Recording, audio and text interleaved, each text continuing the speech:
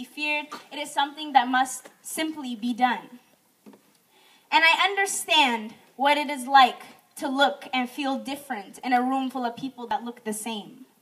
I understand what it feels like to be ashamed or separated from your culture.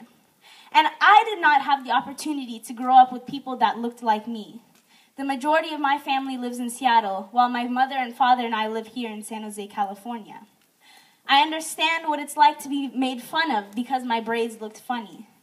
I know what it is like for someone to come up to me and say, "Wow, you're pretty for a black girl." I know what it is like for someone to come up to me and say, "You'll probably get accepted to a major university because you're black, you're a minority. College is like that." Rather than hearing, "You are fully capable, and I can see you aspiring high."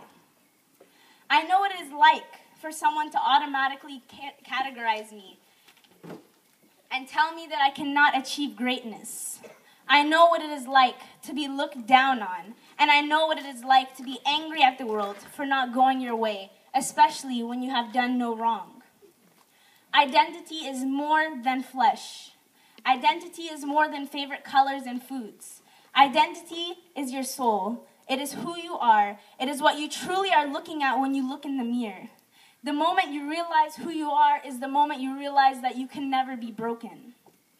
For you have found your escape. Your escape is your love for your people, your community, your family, your culture, your passions. Your escape is yourself. Now, with all that being said, the real question is, who am I, or who are we? According to the great book of life in Genesis chapter 2, verses 8 through 13, it says, the Garden of Eden is located in Ethiopia. In the beginning, we have heaven and earth that was formed, and in the eyes of God, there was only Ethiopia. There was no such thing as Europe. There was no such thing as Africa, North America, South America.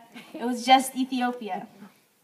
So if we all agree to believe that the first man and woman were placed there, and if we believe to have all been descendants of Adam and Eve, who lived in the Garden of Eden, located in Ethiopia, which by default makes them Ethiopian, then by default, all of you here are Ethiopian. So before I close, let me prove this point. So remember earlier I said, the moment I landed in Ethiopia, I felt like I was home. Well, when I came back to my birthplace, my comfort, my pride, America, I also felt that I was home. Therefore, to wrap this all up, I came to the conclusion that the whole world is my home, my land, my Ethiopia. Thank you.